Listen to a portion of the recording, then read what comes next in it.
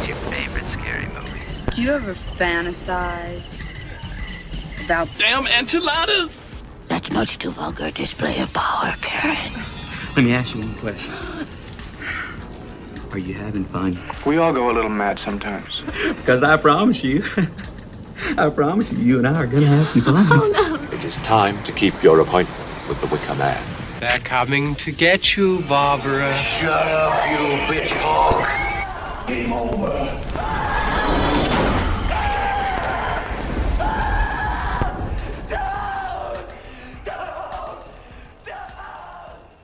I suppose, hang on, I should probably start this off proper.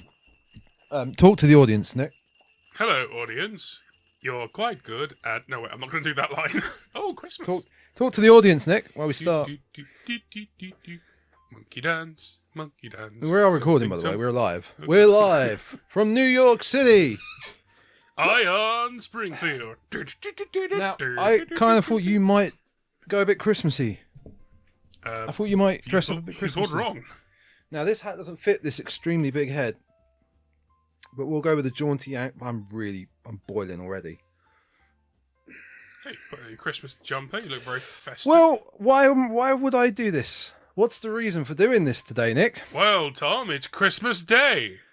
I don't know when it is. It is. I tried releasing an episode on Christmas Day. Can't you smell that lovely goose? Yeah, I tried releasing an episode on Christmas Day and realised it was an awful idea. Similar to what we discussed. What was the film we talked about lately that released on the 25th? Was it The Faculty? Yeah, Faculty. Yeah, they released Christmas Day. Yeah. No, I went with the Christmas attire, and this. Oh my god, this is probably only going to last 20 minutes or so because I couldn't find my Christmas jumper. What have you got? I got a Jurassic Park Christmas jumper. That was a stupid question of me. Yeah. I figured it would be Jurassic Park or Simpsons. I've got a Jurassic Park, a Sonic one, and a Captain America one. But I have no idea where any of them are. I've moved house since I last walked. Yes. So I don't know where they are.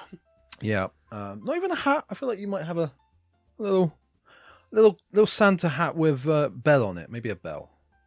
A bell on the end. Yes. Because that would be annoying, and that's your forte. But that'd be terrible to be annoying. Recording a podcast just to bell every time I move. How do you like your ho-ho-homer, though? A nice Tesco speciality this was. I think I paid maybe £10 for it. It's good. It's very tight fit, and I am roasting. But I am going to try it for the bit. Welcome back to the Dreadcast. It is the Christmas...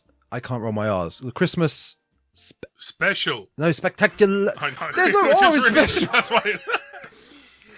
The Christmas Spectacular. Thank you. This is what you're here for. Go, man, go. You're like a South American commentator when a goal is scored. Hold it. Ooh, yeah. Yes, it is the Christmas Spectacular. For the past few Christmases here on the Dreadcast, we have covered such Christmas films as... Oh, actually, no, I think it was last year we had a double feature of Silent Night, Deadly Night, which is one of the greatest Christmas horror films. Which one? Silent Night, Deadly Night. Which one? Why? It's been remade. Yeah, I know it's coming out this Christmas. No, it's been remade already.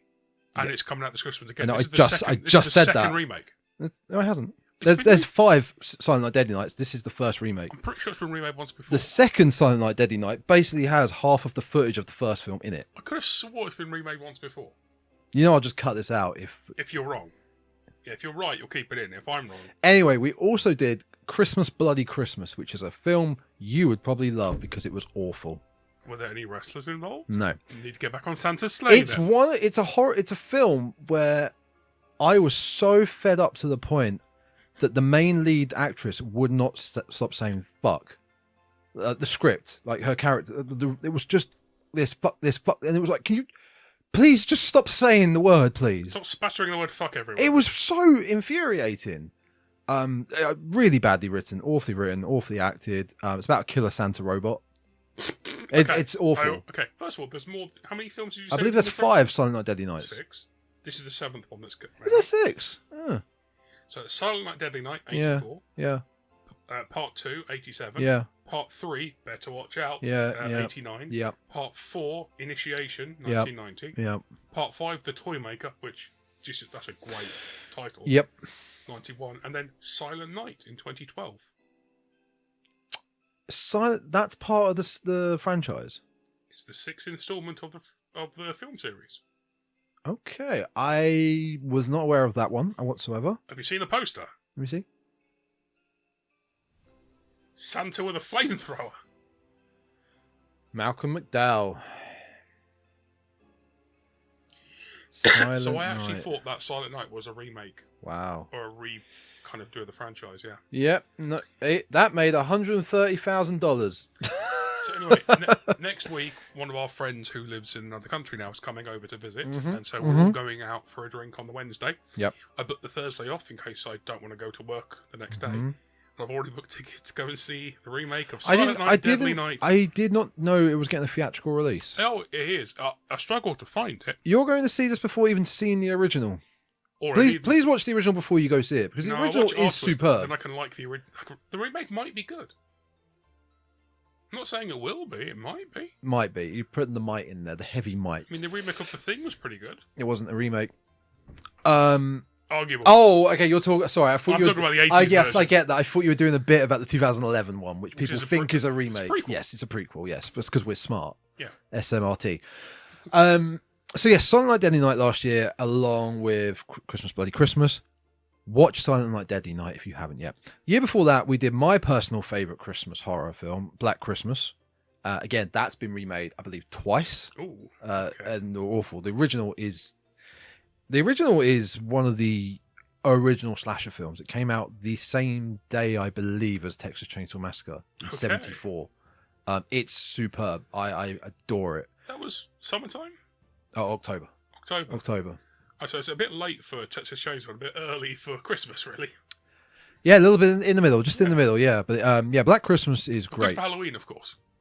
No, it's a great Halloween film. But as a Christmas film, it's proper. It's great Christmas film. It's good Christmas. It's a great Christmas film. Silent Night, Deadly Night, maybe not so much a happy Christmas. Well, they're both not happy Christmas films, to be fair. But Black Christmas, superb. This year, I'll let you pick this one. Well, it was a toss-up between two films, and I went with the actual good film because What was the one we didn't go with? Santa's Sleigh. Oh yes, it was. Let's not talk about Santa's that. Sleigh. I can briefly do it now. Yeah, you it don't stars have to. Bill Goldberg, and that's all you need to know. It's Goldberg, the That's wrestler, all you're gonna know. the former WCW World Champion, Bill Goldberg. So, what did you pick? I'm going to keep talking about Bill Goldberg. No, Because no. what we learned here in that.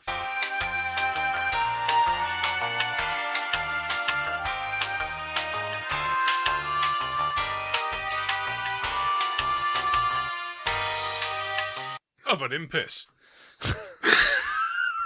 Okay, that was a good way to come back. Yeah. But I chose Krampus. So Krampus, a Christmas horror comedy film. Is it? It's a horror comedy. Bit scary, bit of fun. I think we're getting your opinion on the film very quickly. But actually, before we start talking about the film, Yes. you've noticed I brought something in. Yeah, Didn't what is this? You mentioned this back in the summer, Sinners? Yeah, I Was mentioned that? it multiple times. I got you the Sinners poster when I was at the cinema. Put it up, yeah. And What's that?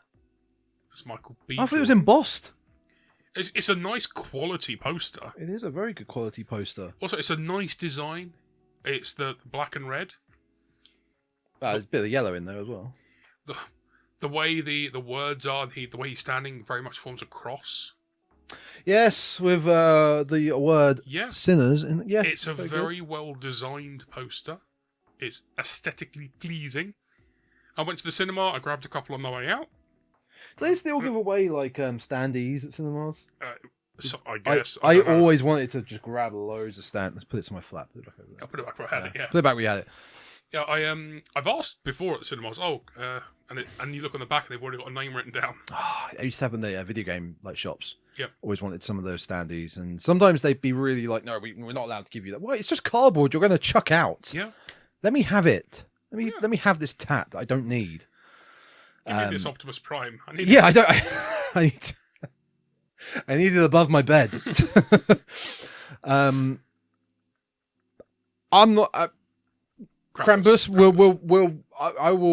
I would like to go when we get into it. I'd like Yep. to go first because we've talked off You wanna air give your about this opinion? film. Yeah, okay. We've talked off air about this film before even this podcast, I think, even happened.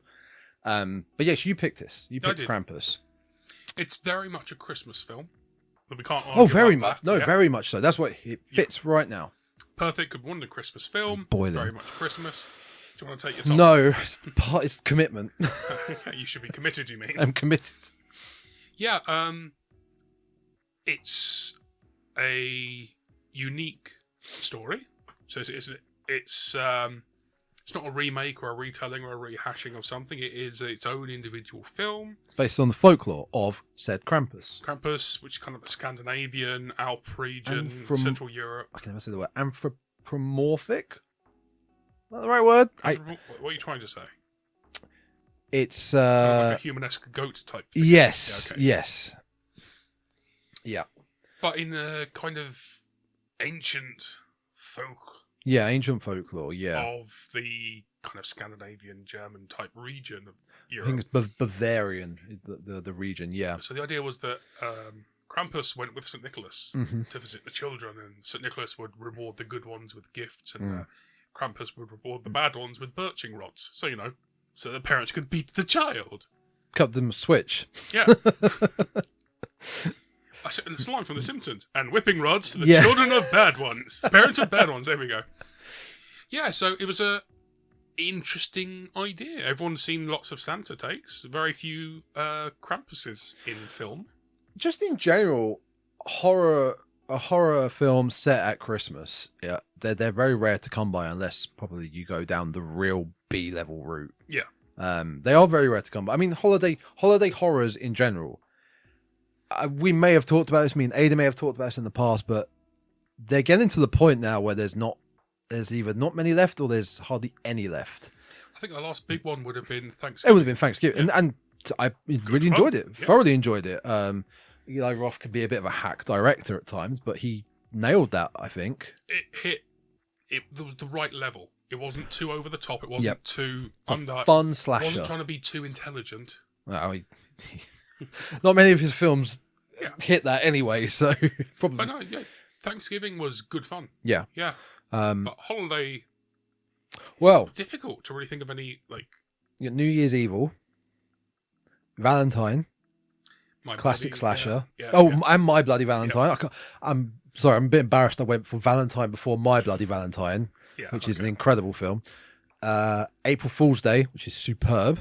Oh shit, I've seen that. Yes, Yeah, I think I probably told you to watch that. I watched it. I think 2 years ago for one of my Yeah, October. great twist in Oh, yeah. that film.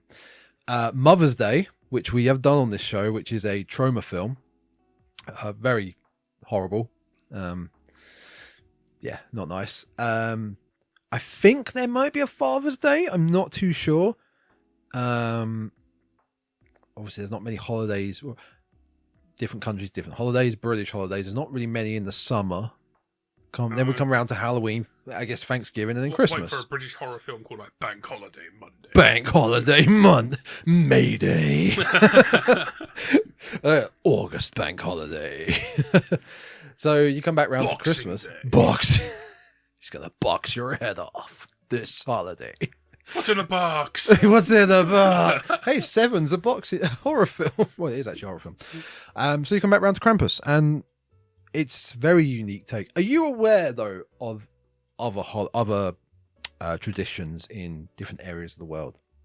The Krampus is very Bavarian or Nordic. I mean, I'll be honest. A lot of my knowledge of Santas from around the globe is from the first episode of The Simpsons.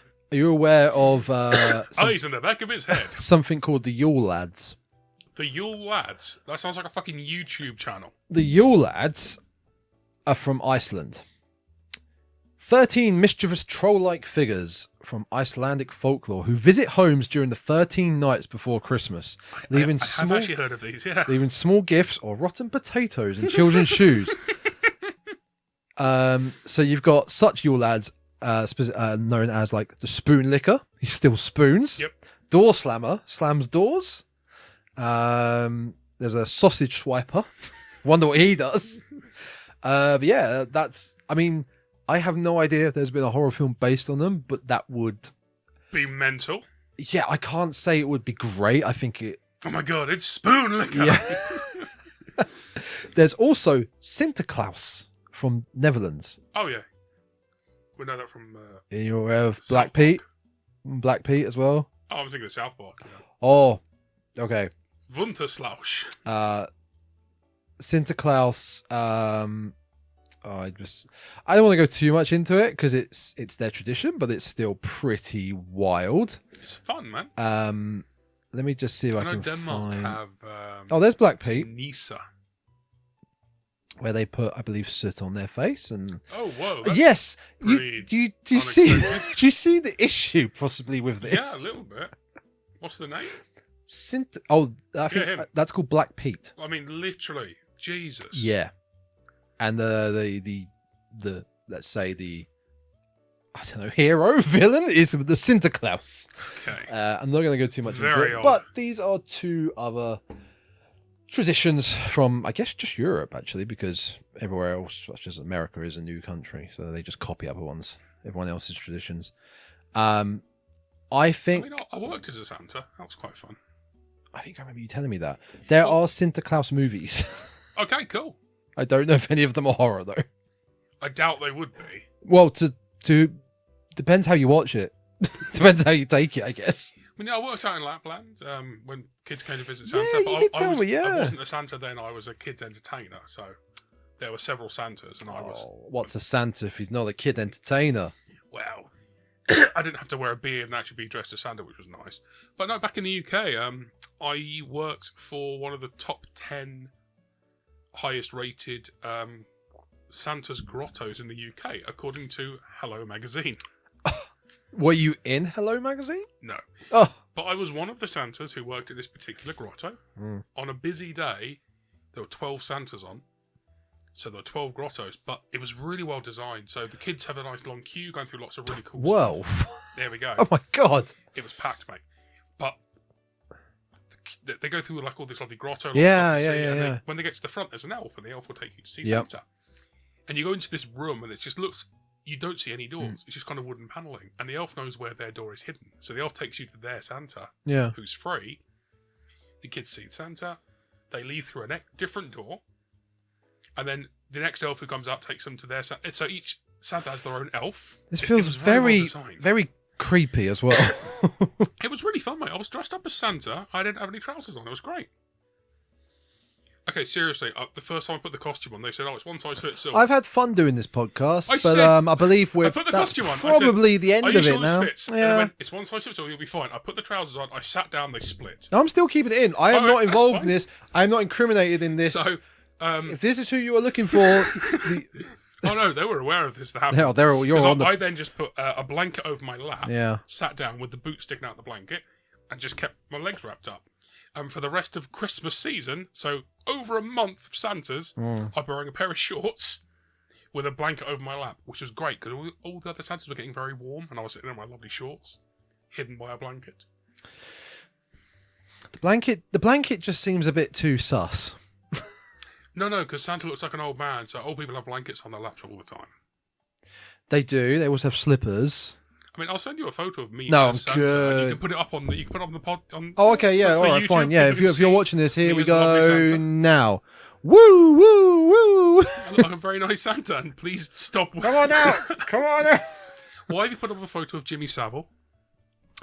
I was looking for the end of 28 years later, and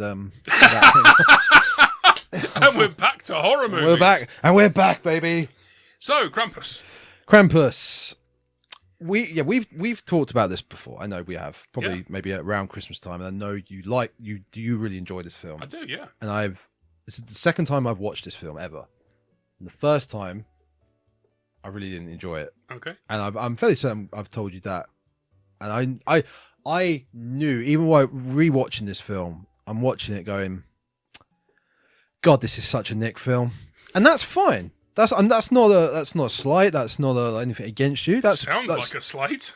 You're obviously. I wrong. hate this film. You're Such a obviously Nick wrong. film. You're obviously wrong. But I was like, no, this is way up his alley. Like, I feel like I know you. Your sort of tastes. It's a fun movie. That's that. I thought about it long and hard today. Where's the blanket? The way I could sum up my thoughts quickly to then go deep into this film. I think as a film, the production, sound design, effects, lighting, cinematography, all of that into one is superb. It really is. Especially Everything compared else, with budget. everything else, not a fan of. Script and acting. Script, acting. Acting's good. Oh, for acting's okay. Script, Okay. script. Let me script. Choice of actors. Plot. Krampus as a whole, I like that. I like the folklore. I like the plot. Everything else to do with the plot, the family squabble, the family fighting them off, I'm not a fan of. Yeah, that's and it reminded me the way that there's a film a couple of years back called Ready or Not. I mean, you may have seen it. You aware of it? Oh, very much well aware of it. Yeah, but newly married couple, and the bride gets hunted down by the family. Not seen it. I was actually thinking of Ready Player One, which is another film I've very not seen. Different film. Very, yeah, but I've not seen Ready or Not. Right, but you are aware. I know of it. Yes. To me, that film came across like it didn't know what it wanted to be.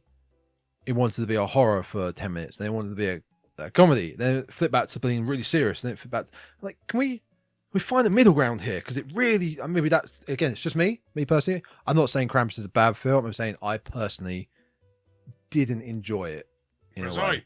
You loved it. I thoroughly enjoyed this film. I felt that with Krampus. I felt a lot of the time, and I think that might be down to the actors who are in it. You got the whammy guy, who that's what I know him as. You got Adam Scott, that I know of Parks and Rec the most. Yep. I know he's always done Severance and a few other serious things, but he was in another horror film actually. It's like I think his stepson is the devil or something. I can't remember his name. Really? It's a Netflix original. Oh, right, okay. Everything's going to be a fucking Netflix original. Toni Collette. Toni Collette. This is before Hereditary, but she'd also done Sixth Sense before this. Yeah. She didn't realise Sixth Sense was a horror film when she was doing it. But then I know the actress that plays her aunt. She's more of a comedic actress. Yeah, she's probably best known for... Well, no, she's not a comedic actress because she was really big on shows, but she's become more well known for 2.5 Men. She was in that? Okay, I remember of something else. She was like the housekeeper in 2.5 Men. Oh, okay. Like a comedy show. Exactly. Yeah. But no, before that, she, I think it was like an Emmy Award winner for a serious role. Oh, okay. I can't remember what it was, though, because, of course, we don't really know her that well. Yeah. Yeah, so it's very nitpicking, but I can't I never force myself to love a film, especially if it's like, oh, this is the new hot shit. I'll never just force myself to go, yeah, it's great. I don't know, if I didn't enjoy it, I'm going to say I didn't enjoy it. But I will give it its props. Production, sound, the sound's amazing. Yeah. Visually, it looks great. Score's good. Score's good. Practical effects, brilliant. Do you know who did the effects? Yes, Weta. Yeah, same guys who did Lord of the Rings. Yeah, Weta Workshop. Yep. I mean, it shows. It shows. Because they do have CGI in places, but it never really stands out as massively CGI. No, not at all. And that's how CGI should be used. Yeah, you shouldn't be certain if it is or isn't. Yeah. You either want, in fact, you just want the middle ground. It's like you don't want too little, too much, just a little bit. Yeah. Character designs as well, like the Sinterklaas. The Krampus design Sinterklaas wasn't in really this. Solid. Love me a big horned monster like that. One of the hooves. As well. Yeah. And even the elves. And just back, Krampus. Whenever he moves, he sounds so heavy. Sounds solid. Yeah. Sounds so solid. Yeah, crew.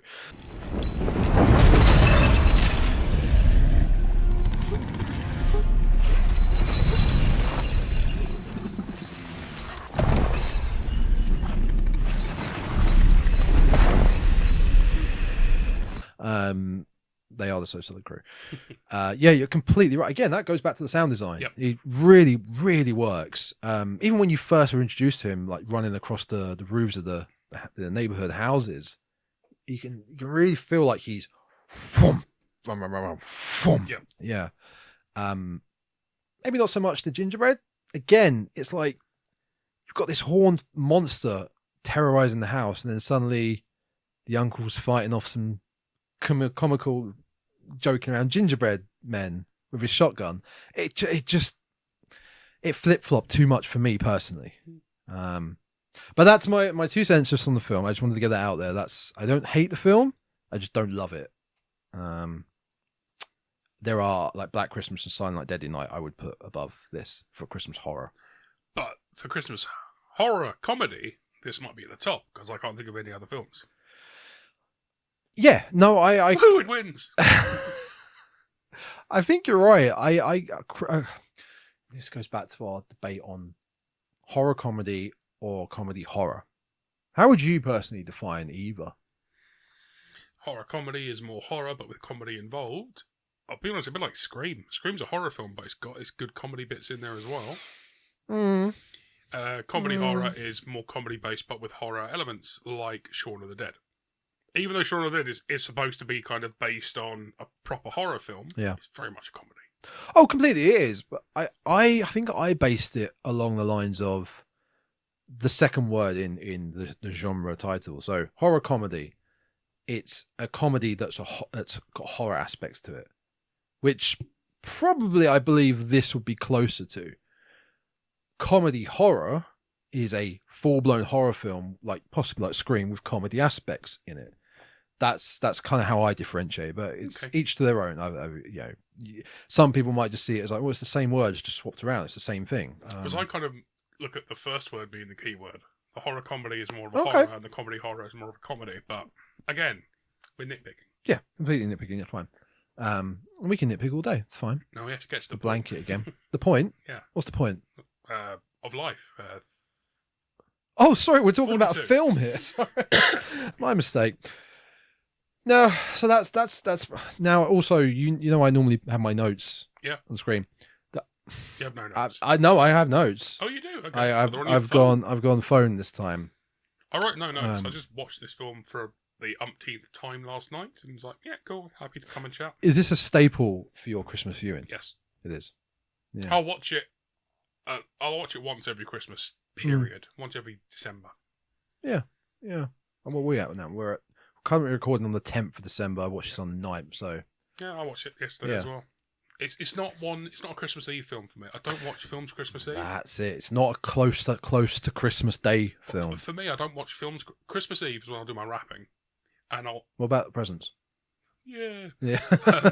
But too easy. I will watch episodes of TV shows, the Christmas episodes of certain shows. Oh, and that's my okay. that's my Christmas. Okay. Viewing. Yeah, no, I think I do the same. Like Blackadder's Christmas Carol is a Christmas Eve one. Blanking now on a few. What would you? Okay, so there's TV. a couple episodes of Bob's Burgers. Oh right, yeah. In fact, there's one specifically which is about the Bleaken, which is another kind of Krampus type character. Mm-hmm. It's a double episode, very good. Mm-hmm. The Father Ted Christmas special. Oh, okay. Vicar of Dibley Christmas special. I'm never really a Vicar of Dibley fan. Oh, because I'm vice. Honest, I've seen it a lot, but it's never a show I've kind of watched through. Yep, fine. If it was on, I'd watch it. See, I'm the opposite. I prefer Vicar of Dibley to Father Ted. I never got into Father Ted. Several of the Simpsons ones. Yeah, fair enough. Like with Funzo, as we were discussing off camera. Yeah. The first Futurama one with the robot Santa. Who voices it? John Goodman. That's it. I knew it was someone famous. Your mistletoe is no match for my toe missile. He's very similar to the Santa that delivers Bone Storm in Simpsons. Buy me Bone Storm. Go to hell. Stick this in your stocking. No, that's good. It's good to give sort of routine to have for Christmas Eve, and then the films on Christmas Day.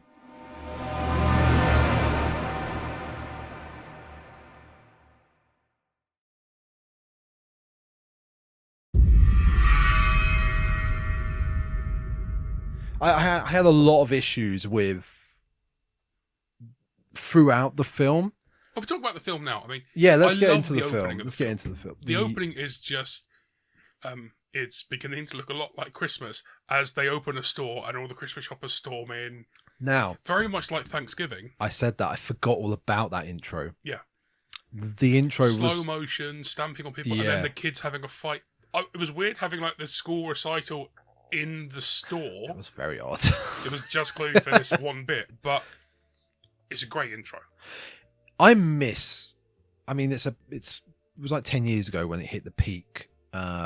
Black Friday. This film was literally 10 years ago as well. Yeah, it was actually. Yeah, it was around that time where we got peak crazy American Black Friday. It was so fun to watch the crazy people, like someone fighting a mother of four for a shitty TV. Yeah. And you don't get that nowadays because everyone just shops online. Really do. No one does that. But also, it's no longer Black Friday because they'll do Black Thursday and then Black Wednesday. Yeah, it's a period, isn't it? Yeah. Rather than you need to get this deal within the next hour, otherwise it's gone. Yeah, the first 3 people in the doors get a free TV. Yeah. Whoa, I'm going to kill everyone to get that TV. You had to eat your son. Yeah, we had to eat our son. Family, South Park, yeah. But that's what he wanted to get that TV. An extra 20% off. Yeah, I completely forgot about that intro, and I instantly thought of Thanksgiving. Obviously, Thanksgiving is way more graphic in their intro. It's not really a comedy. No. But I liked it. It's a good intro. It's a good, fun intro. And obviously, they did it first in a way. It does. I think that's what sets the tone of you thinking, "Oh, this is going to be goofy. This is going to be silly." Whereas there's aspects of it that really aren't. Yeah, there are some dark parts. There's some really dark parts. Most of the film is set in this Home Alone house. Yeah, it is Kevin's house. It's very similar. It's a very big American style family house. Which is probably the same price as a normal suburban house here. Yeah, it's ridiculous. But yeah, most of the film is just in that house. There's a very easy kind of set design for the filmmakers. I can imagine it probably didn't cost much as well because they've only got a few sets like that, and I would assume it was a soundstage with the outside parts, with all the rest of the houses in the neighborhood. Yeah. So they have the kid has a fight at the recital because the mean kid was telling the younger kids that Santa isn't real. So he has a fight to defend. I don't want to. It's spoiled for the little kids. Whereas the idea is that Max, the son, is still kind of believes in Santa, but doesn't quite believe in Santa. He's at that age where he's not quite sure. He still got wants that to charm. Believe. Yeah, he has the childlike wonderment. He's really the main character of the film. Also, to be fair, he's the lead. Kim's a good actor. He's not a bad actor. Yeah, he isn't a bad. The other kids bothered me. Before, like films with child actors really live and die by their performances. Yeah, for sure. Yeah. In the first Harry Potter film, Daniel Radcliffe was not a good actor. He was very wooden, whereas Ron and Hermione were both very good. I always thought Daniel Radcliffe got better. Oh, he got way better. And literally between the first film and the second film, it looked like he'd done a lot of work and been trained a lot better because he looks the part. Oh, could you? In the first film, he's very wooden. He's really kind of completely. He's great by the end of it. He surpasses. The best thing he's ever done is his cameo in Extras. Oh, I think I remember that. Yeah, he's just really overcompensating. All right, love, go and get me a whiskey. And he's like 15. Not the film where he becomes like a stag, doesn't he? There's a horror film. Horns. Horns. Yeah. He's been in a lot of stuff, but the Extras thing was really fun. Yeah. It was him just basically poking fun at himself. It's very good. Child actors. Yeah. As of all the children, shall we say, in this film, he's definitely the best. The daughter was good, but she's probably too old to be a child actor. She's also barely in it. Yeah, and I forgot about this. Oh, well, I mean, does she? That's it. She doesn't probably die. She gets probably, I guess, taken by the Elves. Yeah. But she's just gone within 20 minutes, 15 minutes. For the child actors, Howie Jr., the kid, the chubby one. He has no lines. No. It's amazing. I don't think he can act. All right, just pull a funny face. Yeah, just look dumb as shit. That's his whole role, is look dumb and get taken away on a big hook. That was it. That was all he did. He really bothered me. The setup to his death or disappearance really bothered me. Okay, but we'll get back to that. It bothered me so much. His two elder sisters, Jordan and something else. The main family: Adam Scott, Toni Collette, Max, their son, and Nana. Oh, we'll get to her. She bothered me the most.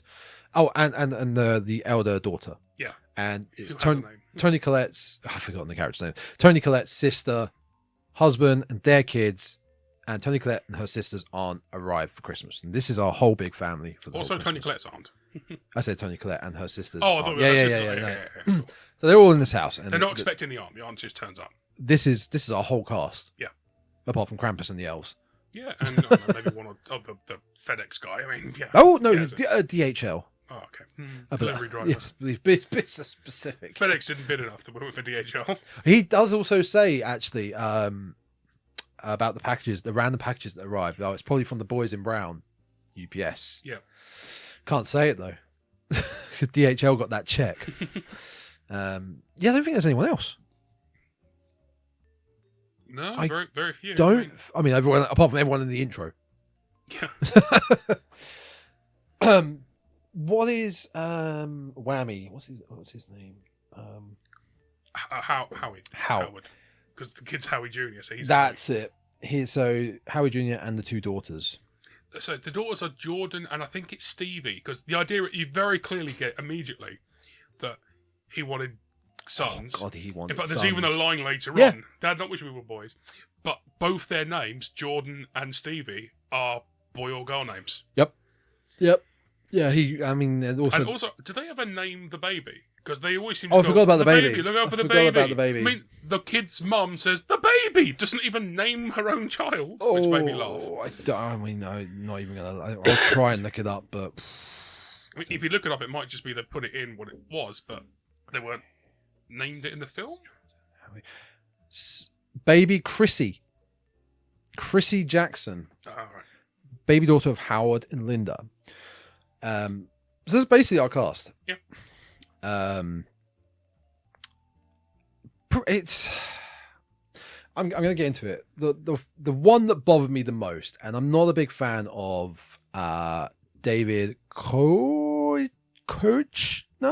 Why? Koechner? Why not a fan of his? I'm not a fan of his portrayal in this film. Oh, okay. I thought you meant like, as an actor. No. He's fine. He's done other horror. He's fine. He's okay.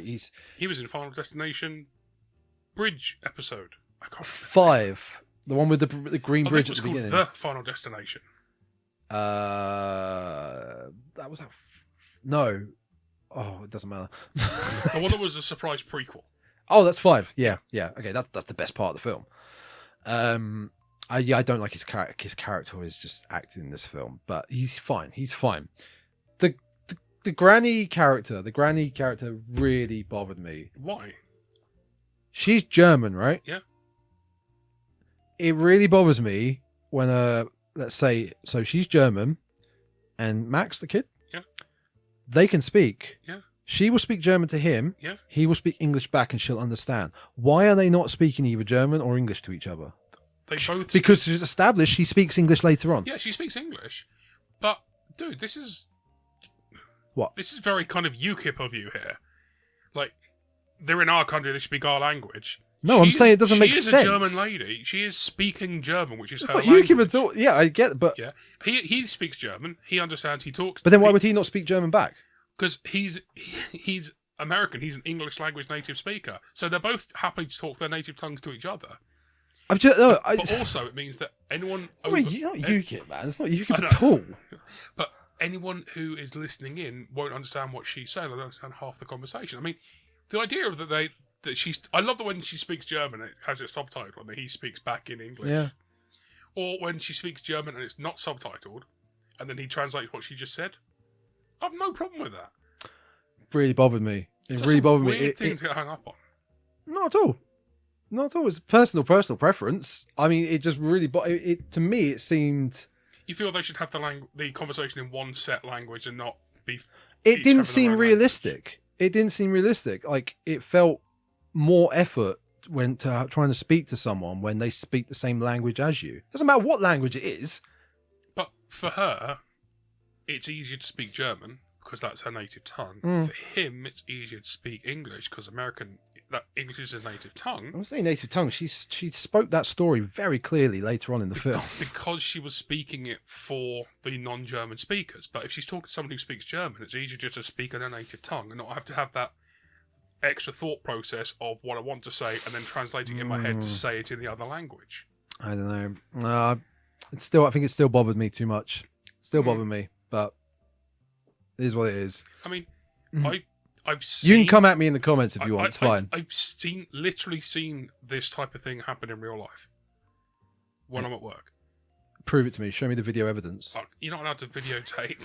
Show me. Show me now.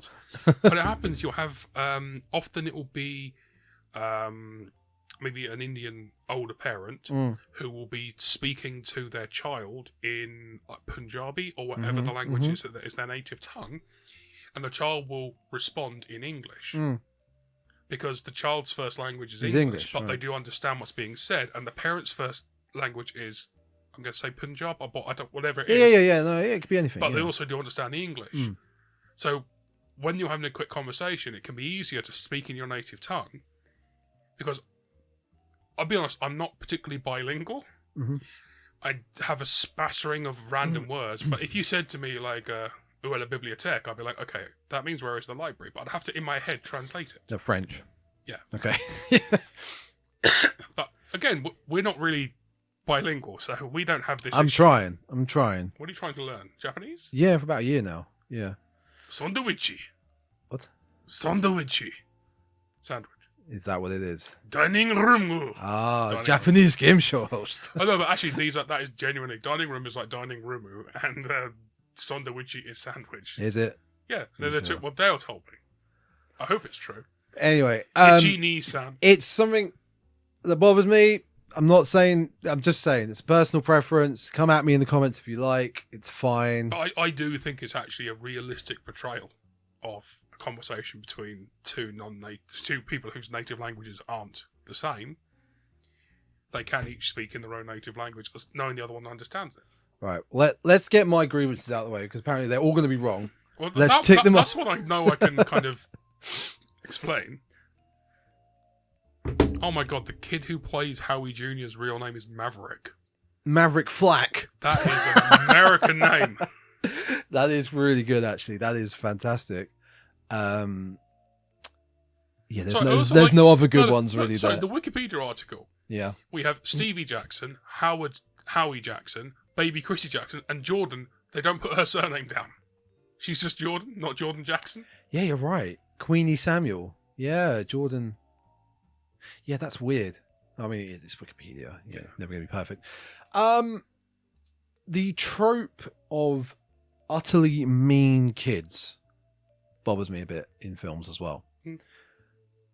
There's that whole thing in real world that I don't want to generalize, but say a lot of older generations believe, oh, he's just a naughty boy. It's like, no, children are not necessarily just naughty for no reason, because science over the years has proven everyone's brain's different, works in different ways. There are reasons why maybe a kid is naughty or doing things he shouldn't be doing.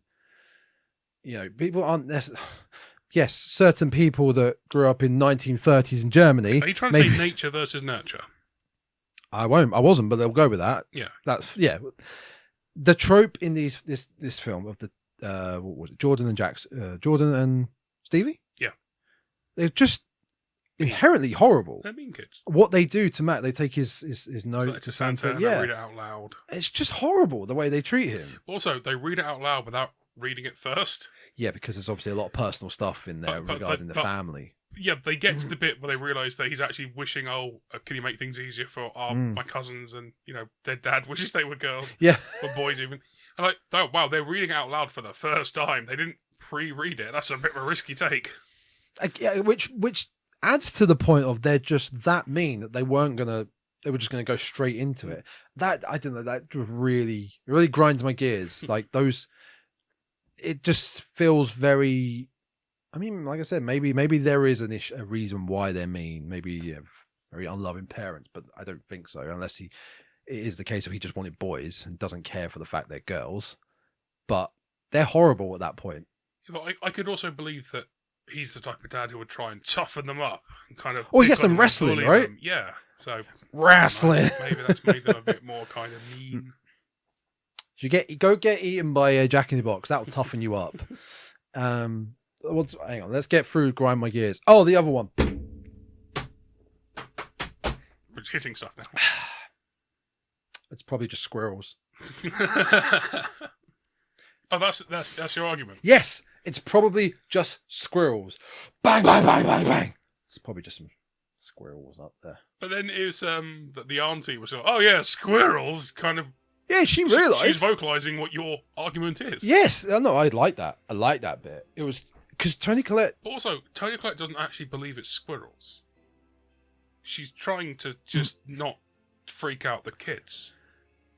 I kind of get that, but at the same time, she then doesn't really go anywhere with it to the point of, yeah, it's probably squirrels, kids. Just hold on there. I'm just gonna go have a look at something. She leans into it like it is nothing, whereas you can visually hear something running around and making lots of noise where everyone is down in the living room. Really bothered me. I'm getting hot, and not just in this jumper. Getting hot and bothered. Any more gear grinding? I wanted to get this out of the way more so because of the fact there are stuff I do enjoy in this. Okay. Like the practical effects, I think is Lovely. probably practical effects, and like we talked about the score, I think are the best parts of the film. Some of the parts, the score was just like, there's something horrific happening on screen. Someone's getting like looking at freaky stuff, and but then you've got this kind of happy, jingly Christmas music, but played a little bit like in a minor key. Oh, that's good. I love that type of stuff. It's superb. Practical effects. I mean, the designs. I wasn't not a fan of the gingerbread man, but the Krampus, the elves, the Jack in the Box. That the way the jaw opens as well. That it feels like if that jaw didn't open like that and it was just a big comical mouth, it feels like it fits the film better. That is very that's a proper horror. Yeah. Horrifying mouth opening. And you've got the evil teddy bear. And a weird kind of killer robot toy. Yeah, the small soldiers reject. What were they called? Oh, Gorgonites. Gorgonite reject. Yeah. Yeah. What do you want to do? Do you want to go into the film itself? Wow, we're on 50 minutes already. Alright, so Max gets in trouble because he had a fight. He gets told, no, you can't do that, blah, blah, blah, blah. Their cousins arrive. Aunt, uncle, 4 cousins, and their unexpected aunt, who they weren't thinking was going to turn up. Yep. Aunt Dorothy. Who's good fun. She's all right. She's okay, yeah. She likes a good drink. A good schnapps. Peppermint schnapps. Peppermint schnapps. The mean girls read Max's letter at dinner. He gets annoyed. He tears it up. That's the catalyst, basically. Yeah, that's what kind of leads Krampus to come to their town. Big storm hits. They get electricity gets cut off. So we have a lot of candlelight stuff, which I think is pretty nicely done. The way when the storm hits, I quite like that because it's so sudden. It instantly just appears. That whole aspect, it felt like this could be a very 90s film. I mean, the house is very, it was home, like we said, Home Alone, and with the score, it felt very 90s at that point. I don't know why it was very specific then. Also, him ripping up his letter to Santa. It wasn't so much a list, was it? It wasn't a Santa list. No, it was kind of it's just a letter. Yeah. Dear Santa, I hope the year has treated you well.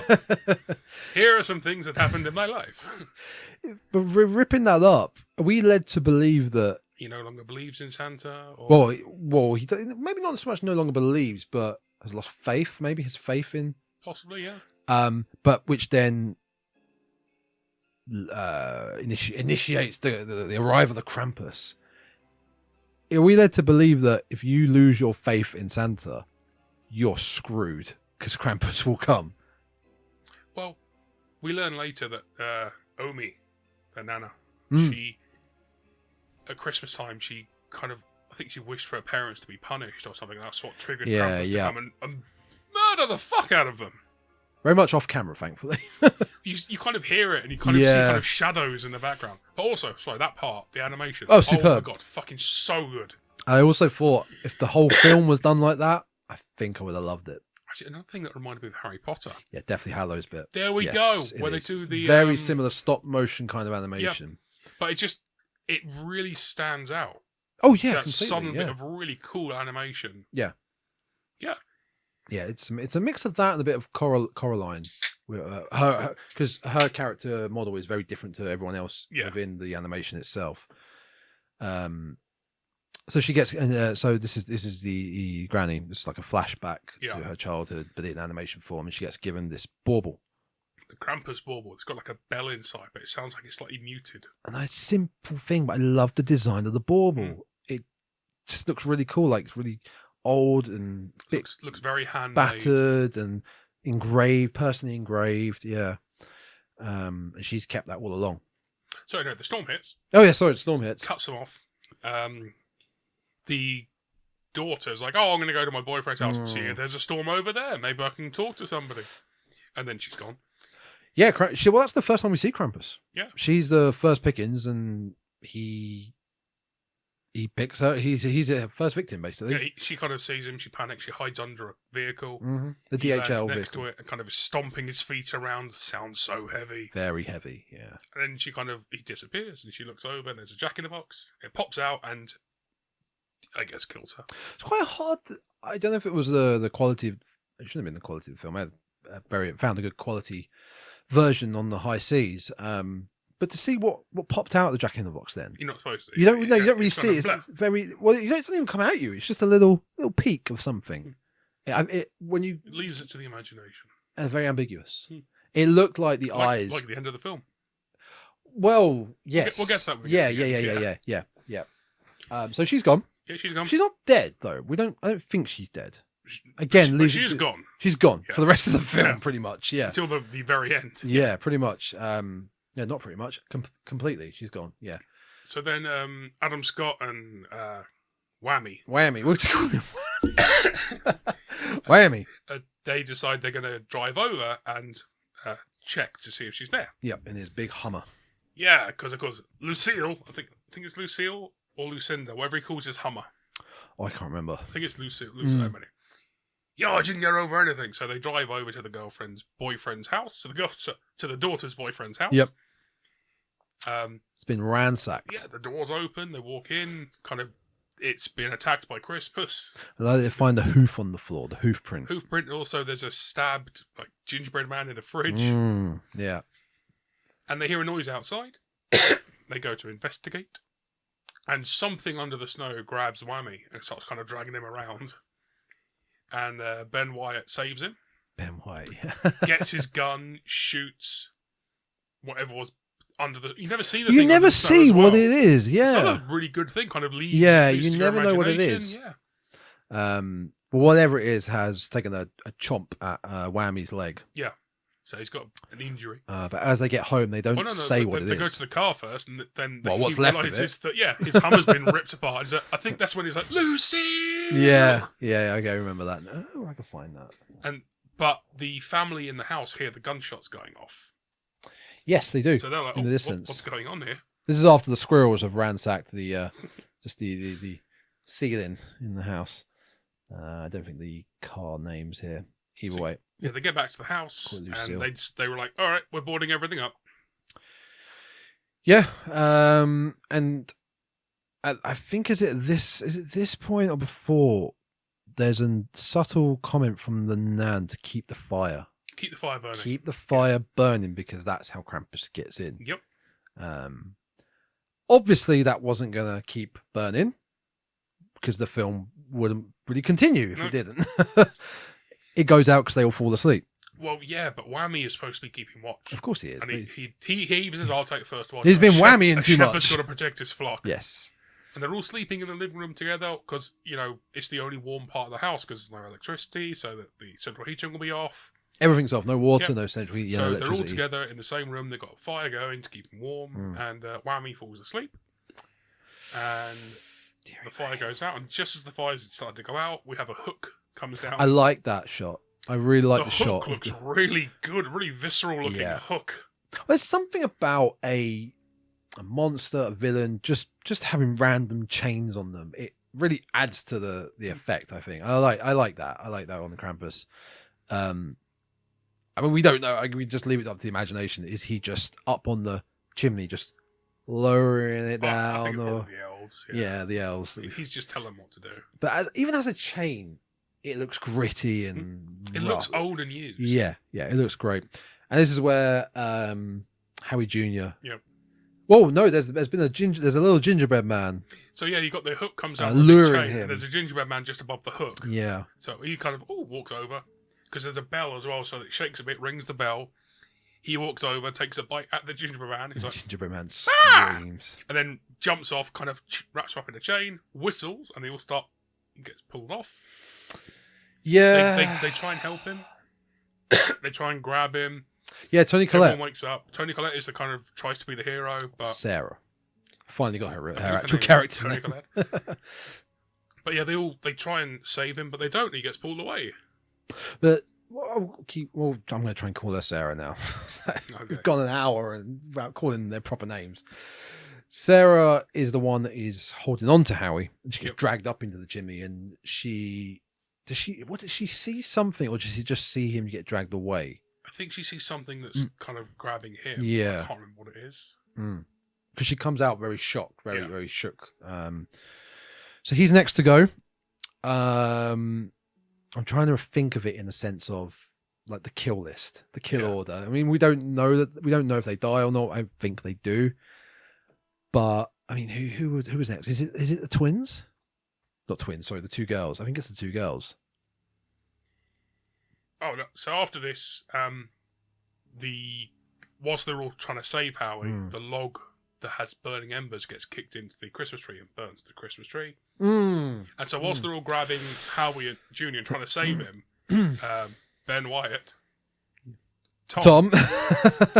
So look, Max, get the fire extinguisher. Max goes to the kitchen, puts it out. So they're all trying to save him, and Max says, "I'll put out the house fire, I guess." Yeah, I'll deal with this as a child. So let's see where it goes after that. Oh, then Omi explains about Krampus. Then That's when we get the animation. Bit. Yes, yeah. Probably one of my favorite parts of the film. I think it's superbly well done. So next up is when they go into the attic. Yeah. Dude, what is the reason? Is it because of the squirrels? Is that why they split up? Because no. So the kids. The adults want to talk, so the kids go into the kitchen with Aunt, whatever her name is. Oh, that's when they did the peach snaps. So that's when they split for a bit. Oh no, it's not because they did that before. Because Howie Jr. takes a sip of the peach snaps. Oh, that's it. Yeah. Before again, they're split up in that way, so the parents are discussing what they're going to do, and Jordan and Stevie, I think they say they're going to the toilet or something, and they go upstairs to the toilet, and then they hear a noise in the attic, so they go up into the attic. Basically lures them. Because it's a voice, and they think it's their cousin, the eldest daughter. Yeah.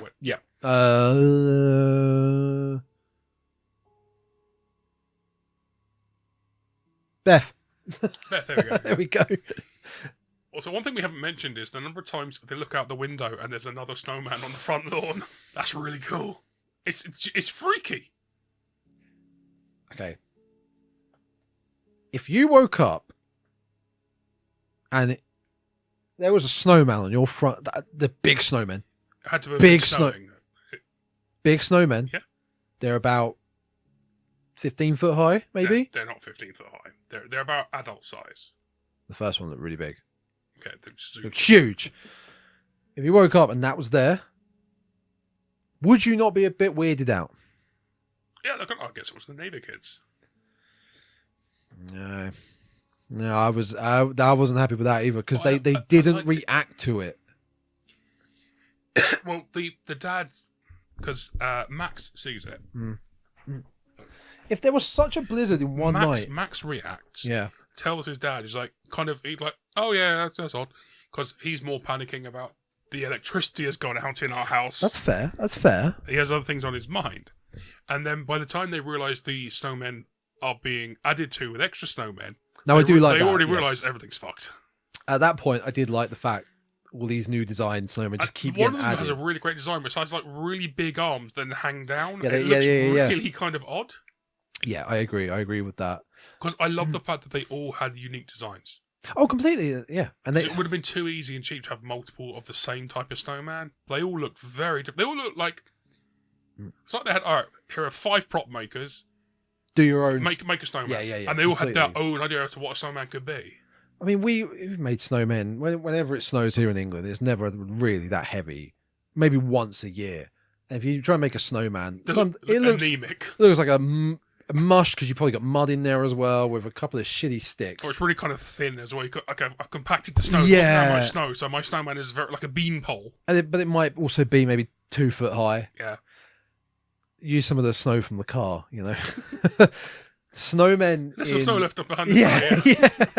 Snowmen in, let's just say, media, TV shows, films, for the most part, look just like balls of polystyrene put on top of each other. And just put some creativity into it at least. Just mess it up a bit, because in real life they don't look like free balls on top of each other. Which is why these are really good. Yes, they look a bit tattered. They look a bit uneven. Yeah. For me, again, I know I'm being so nitpicky. It was just character development involvement in it. How they didn't bat an eye to the fact there's this fucking huge, great snowman suddenly in their garden. But hey, I'm wrong, so it's fine. So they end up in the attic. The daughters are next. One of them, I don't know, I can't remember if it's Stevie or not. It doesn't matter. Jordan. Oh. So Jordan is eaten by the giant Jack-in-the-Box. But what we see, we just see the Jack-in-the-Box finishing. Yeah. And it's like a duck. It's like a duck swallowing. Yeah, pigs tend to chew. Yeah. I'd say he's more like like a duck. But again, we get the mouth. It's like a predator, sort of wide open mouth. So yeah. Where's the other one, though? Where's the other girl, Stevie? She's up in the attic with her. The clown eats one of them. Yeah. Doesn't eat the other one. Had she been injured, though? No, they were both up there. Right. The clown got... They were kind of... They were in the attic, and there were noises coming. They kind of got split up looking for the noises. Yep. So the clown eats Stevie, or Jordan, whichever one it is. Yeah, clown eats one of them. Mm. The parents who can still walk have gone up there. That would be... I'm doing my eyes closed now. Tom, Sarah, and Sarah's sister. I'm going to say Linda. Oh my God, I got it right. So Howie is still downstairs because his foot's hurt. Yeah. And Aunt Helga? And is it Helga? The aunt and St. Swithin's Day. Omi. Is it St. Swithin's Day at So the Helga? 2 older people are still downstairs. Yes. And Howie as well. So the other ones are upstairs. Sarah picks up an axe. They have like a fireman's axe here. Yep. Yeah. Well, probably a wood, because they're wood chopping axe. So yeah, Sarah. He looks at the Sarah gets into a fight with this weird kind of Christmas tree angel with a really fucking freaky design. Yeah, it looks like something Sid from Toy Story 1 made. Yeah. It's got like a doll's head on what looks like an owl's body. It looks freaky. Yeah, it is. It's out of all of the three, that, the bear, and the rejected small soldiers robot, it's probably the freakiest design. The bear is neither here nor there for me personally. So yeah, Tom. I'm checking. Yeah, Tom is the being robot. attacked by the robot. And stabbed in the back. Linda's being attacked by the cuddly toy evil bear. The bear. And Sarah is being attacked by this angel thing. It's got a little tongue as well. Yeah, just it's a creepy design. Bit like a proboscis. It starts hanging her by like Christmas tree lights. Yeah. And all I thought was, this isn't the first film I've seen where Toni Collette's being hung in an attic. Yeah, good point. I mean, this was before. This is before. Yeah, for sure. That was actually last night. My first thought was, that's a great thought. I've actually not thought of that. We've seen that before in another film. Well, she certainly doesn't start garrotting her own neck in this film. Thankfully. With the Christmas tree lights. But yeah, they fight off the kind of creatures, and then they try and catch the Jack-in-the-Box, which is escaping into the vents, but they don't manage to. It starts crawling. Yeah. Crawling through the vents. It's the Jack-in-the-Box has got a very like Queen Alien elongated body to it. It's like it looks like it could pump out eggs. Like, it's huge. It doesn't even fit in the box it comes from. But I love the fact that it's crawling along and the tiny box is still attached to its tail. It came out of this tiny box. Just squeeze it back in. Uncle Howard is downstairs getting attacked by gingerbread men. Yep. With a nail gun. With voice actors. Who's the voice actor? Someone famous? Seth Green is one of them. Of course he would do One that. of them was Justin Roiland. Oh, yeah. And I actually can't remember the third one. Should we have a look? Voices: Seth Green, Bryn Burns, and Justin Roiland. Who is Bryn Burns? Invader Zim. Okay, voice actor who's been in a lot of animated shows. Okay. So they have a nail gun. We're attacking Howard, and he finishes them off with a swift blast to the And a dog. dog. The dog really finished off. This is when it gets very funny. I did find it very funny. Is Scary. They're shooting him with a nail gun, and they've run out of nails. Yeah. They're trying to get it reloaded, and he shoots them because behind them It's the lantern. The lantern, so it explodes, and they get flung off to the side, and they're injured. And then one of them's on fire. The other one's running after it, trying to get it to stop, drop, and roll, whilst it's also on fire themselves. Yeah. I found that very funny. Then they go for him, and he shoots a couple of them, and the dog eats the last one. Yeah, he does. Yeah. Which earlier on, the dog is led on to be a complete wimp. Yeah. You know, Howard's asking for a help, and he just sort of whimpers round the back of the couch. Yeah. So that deals with the gingerbread men. The other, even though Sarah, Linda, and Tom deal with the monstrosities in the attic, they don't finish them off. No, they kind of come escape. back. Yeah, They they come escape, back later into the living room. Which So is where we lead to next. Yeah, they go downstairs. Yeah. And they hear the noises in the kind of Squirrels. yeah, the squirrels. In the vents, and suddenly the giant clown falls through the ceiling, and they get attacked by the flying angel thing. And it's not Aunt Helga, Aunt Dorothy gets the shotgun and shoots it. She also has a really cheesy line, and I can't remember exactly what it is. It may as well be "I'll have what she's having." Like it's something Really, like because that. the two of the lines that she says that I remember are, apart from the peppermint schnapps line, Yeah. it's after Omi speaks English. English, I knew it. Which is kind of like your reaction as well. Well, you know, I didn't want to say.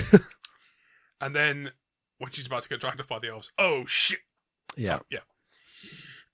But no, she shoots the bear, she shoots the angel, she's about to shoot the Jack in the Box. Oh no, it wasn't her line, it was Adam Scott's line. Dorothy, finish him off. Oh god, yeah, he does say that. But then she does say something. She does say, I can't remember exactly what it is. When she shoots the I want to call it an owl. Looks like a big white owl.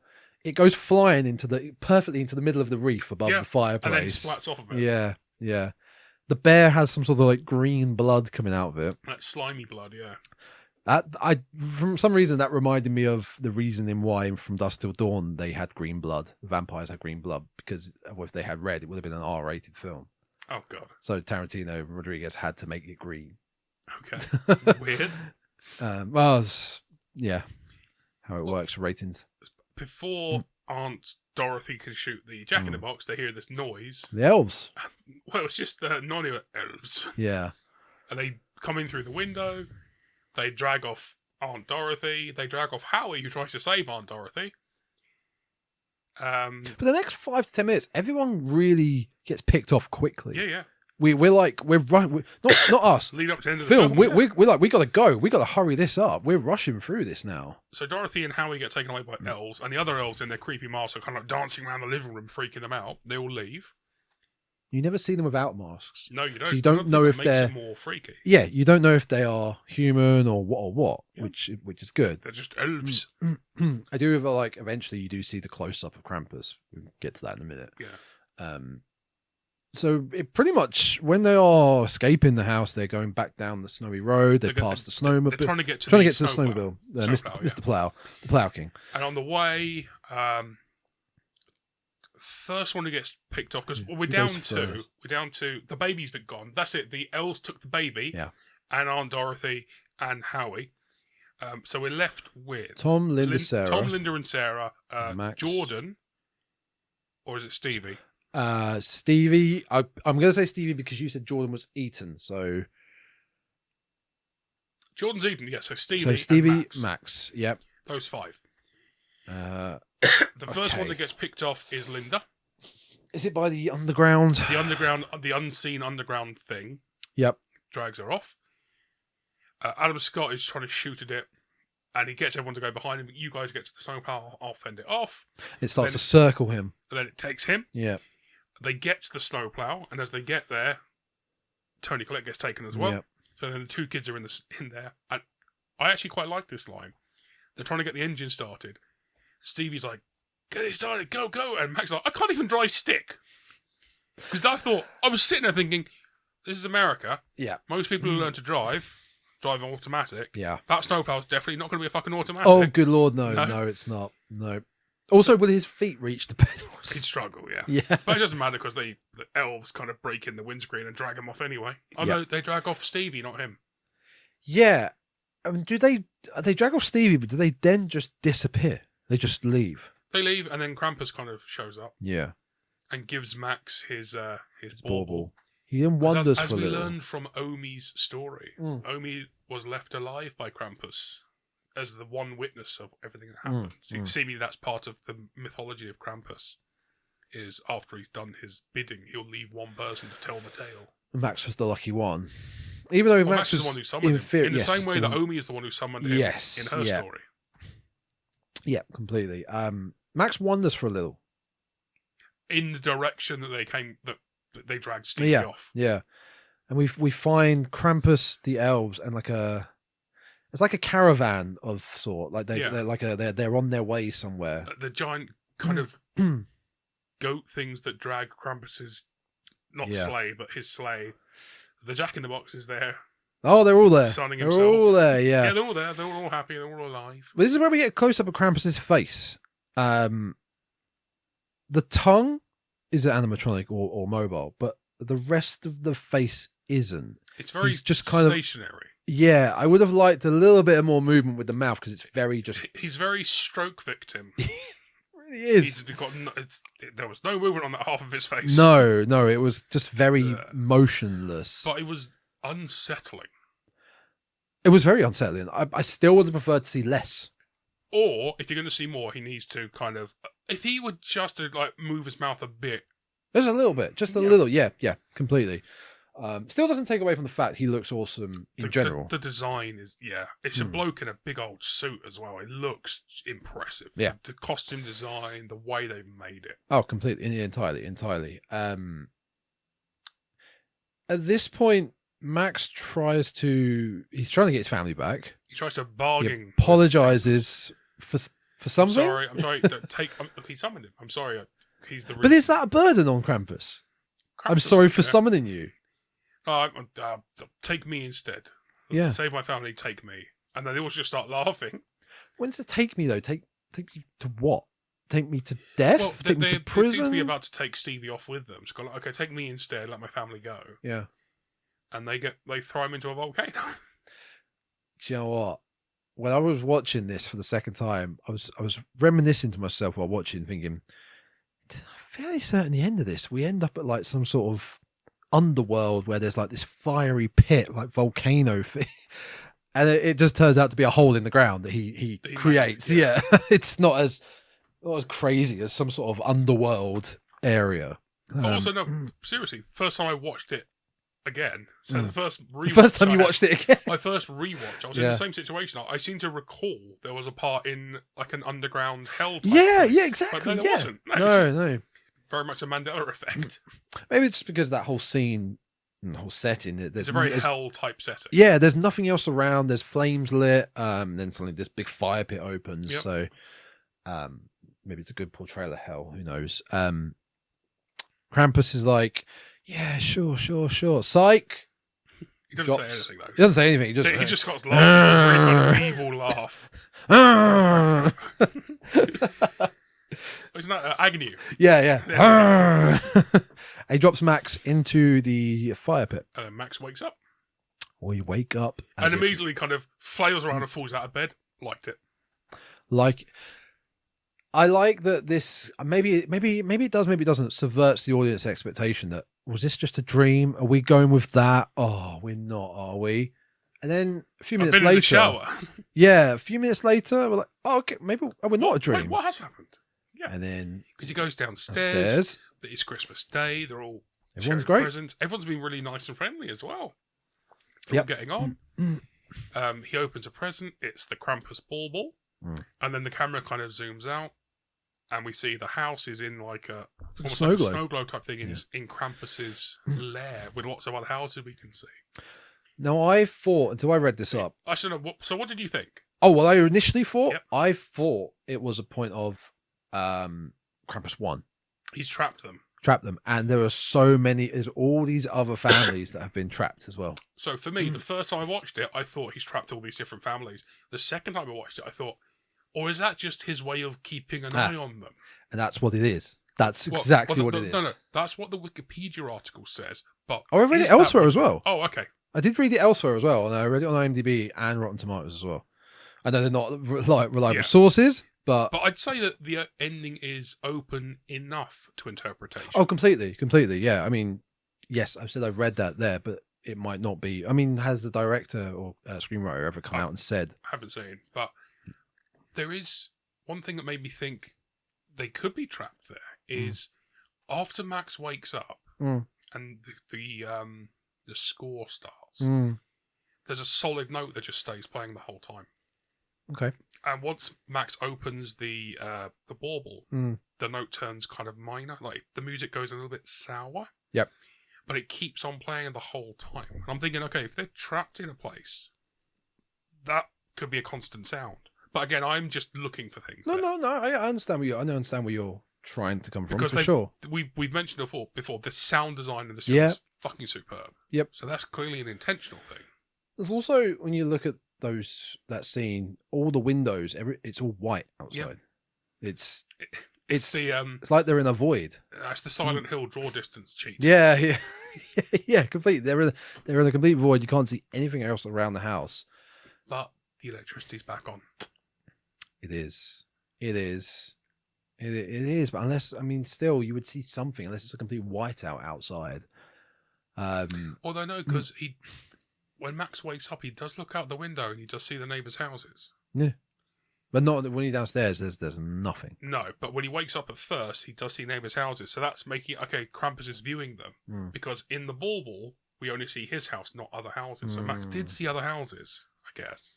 Again, we're really very much looking into this. Yeah. Well, that's half the fun. It is. It's I actually love films and media that leave stuff ambiguous. Yep. To a point where if it's left like, no, that didn't make any sense. I need some sort of closure. I don't really need closure with this. Give me 2 options rather than 0. Yeah. Or you don't have to spoon feed me everything. Yes, completely agree. And I think it helps with the fact that they were all picked off, and then Max was the last one, and he quote unquote dies. And we still never see the thing that was under the snow. Yep. There's all these questions left unanswered, and that's fine. When he opens the bauble, it's quite unsettling and a bit weird as well. Where the mood changes. They're all.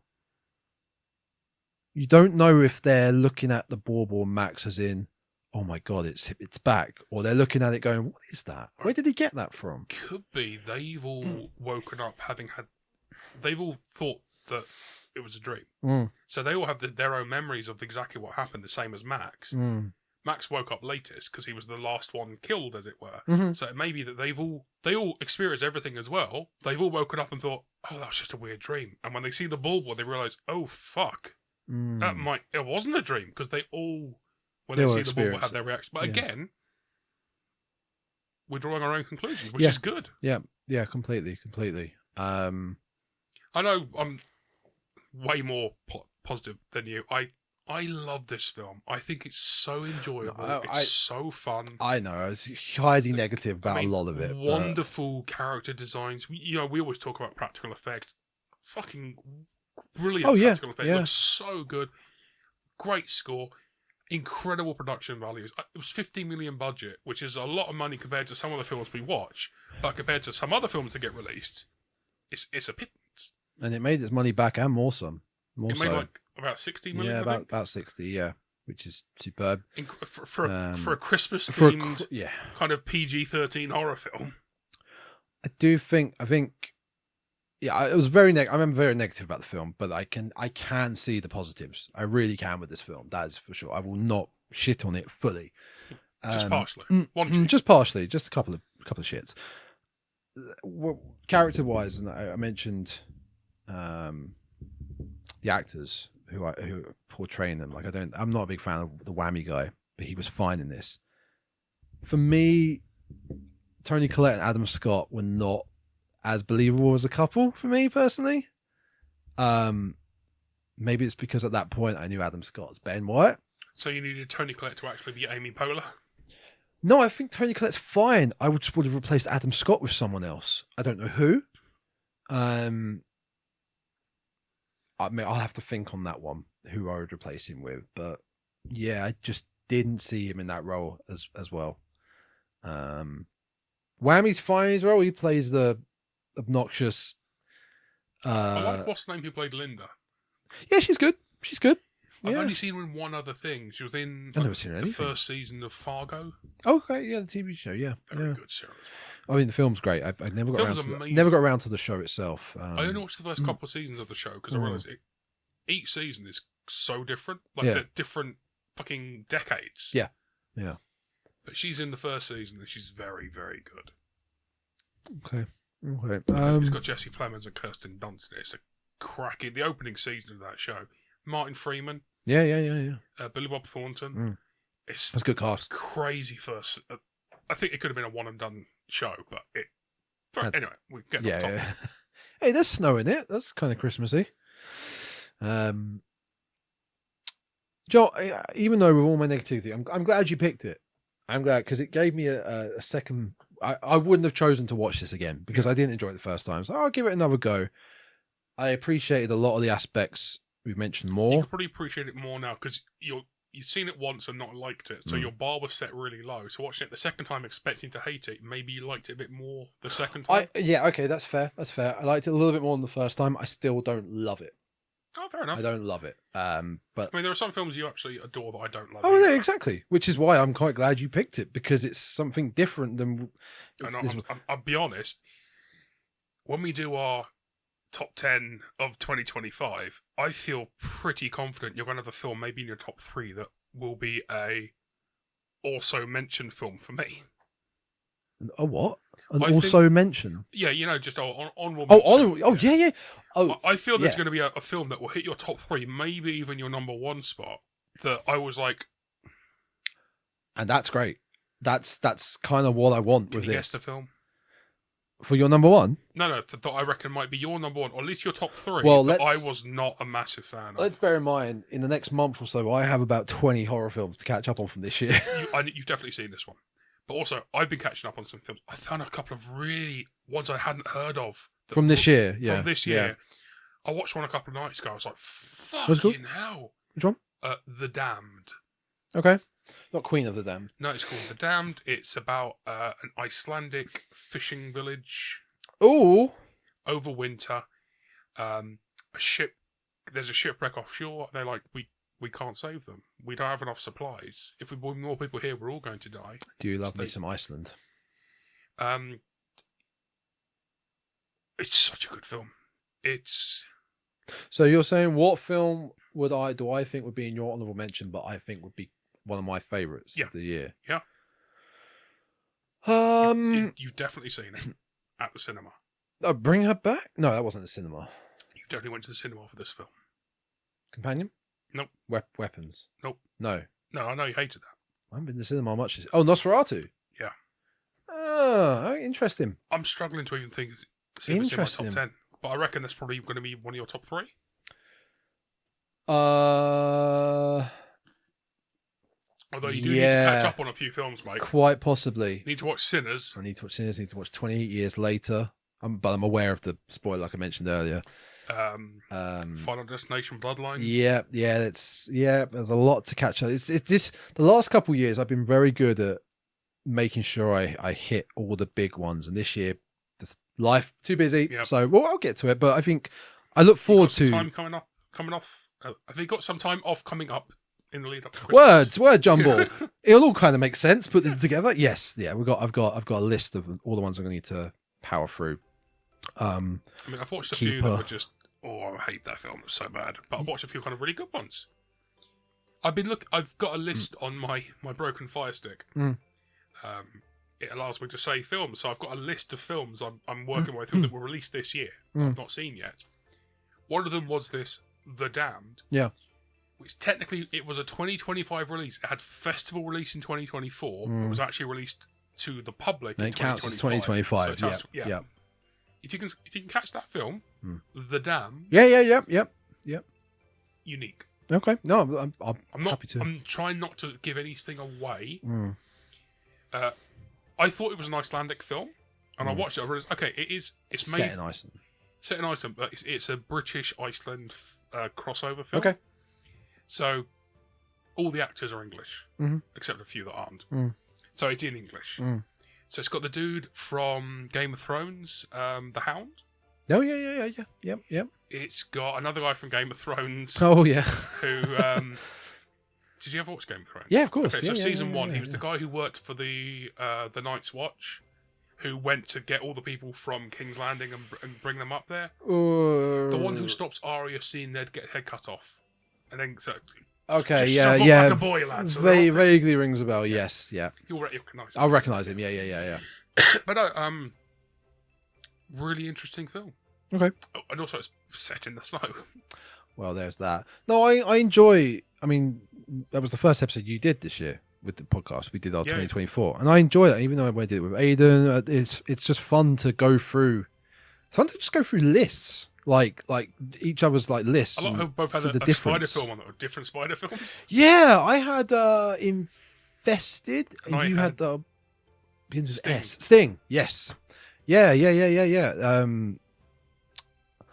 Can you remember what our top films were? Oh, both of us went for The Substance. Of course. I think I've got. I think we may have talked about this. I think you might have had Terrified 3 as your second one. I've got them right For me, here. it was way earlier. Have you got both of our lists? No, I've just got mine. Rude. I might have mine. So I think we may have actually talked about this on the last episode.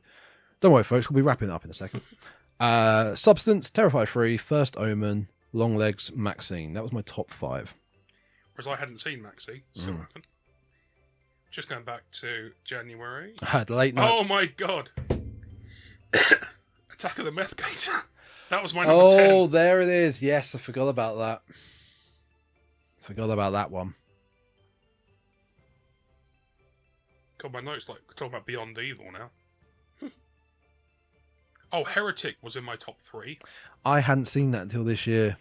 Yeah. I think VHS Beyond was. I actually can't find my list. But I'm looking at notes I'd made from other films. So, Stop Motion. Yes. I don't think it actually made my top 3. In fact, I might have forgotten to talk about it.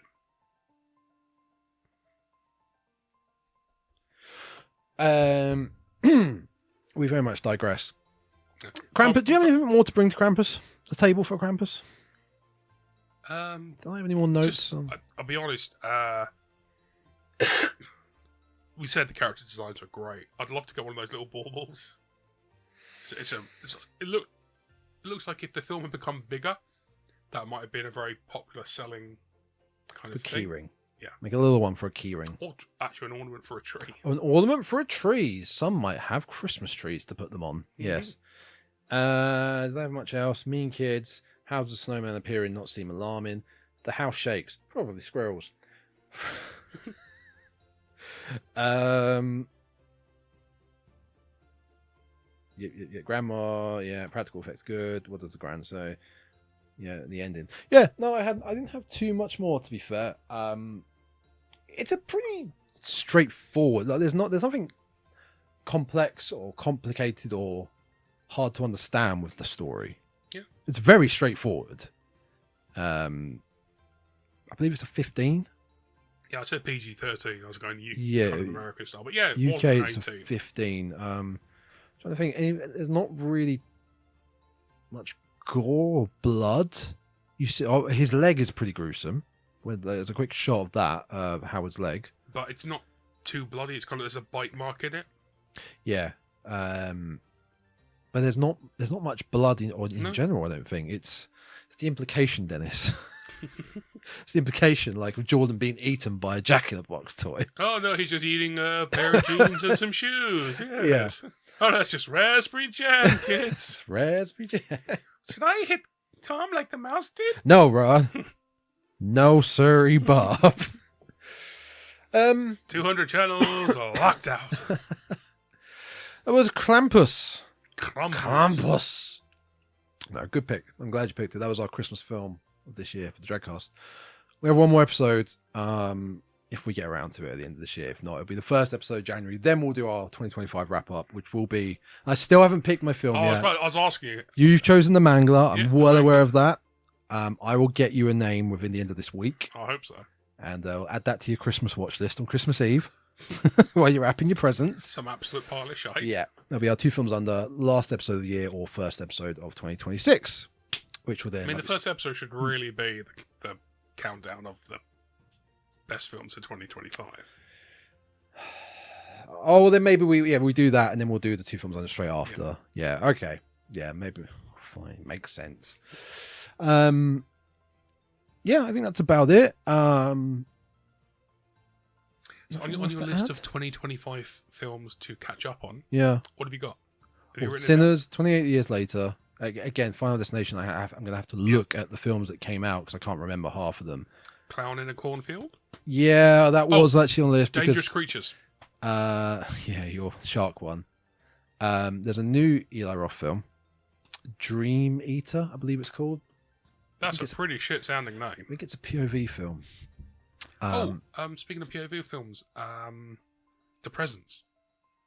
About the POV of the demon itself. Yeah, the ghost in the house. I saw that a couple of days ago.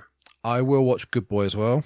You have to. I will also watch, for the life of me, I don't want to watch it, but I will watch The Woman in the Yard. I've not seen that or heard of it. Guess what it's about, Nick? A woman in the yard. Oh my god. It's like Clown in a Cornfield. Yeah. Very much the Ron Seal movies we have. That's exactly what it says on the title. So I've got some homework to do. So have you? You going to catch up on? I've still got some to catch up on, yeah. Well, we've got plenty of homework to do over the holidays until we come back in 2026. I should have this edited and out before Christmas. And if I do, everyone that's still listening, an hour and a half in, that flew by. Thank you for listening. Thank you for subbing. Thank you for liking. Thank you for watching and all that jazz over this year. We very much appreciate it. Have a very good Christmas and a good Krampus and a happy Hogmanay and a happy Hanukkah and a Ooga Booga to you too. And we shall see you in the new year for our 2025 countdown. Ho ho ho.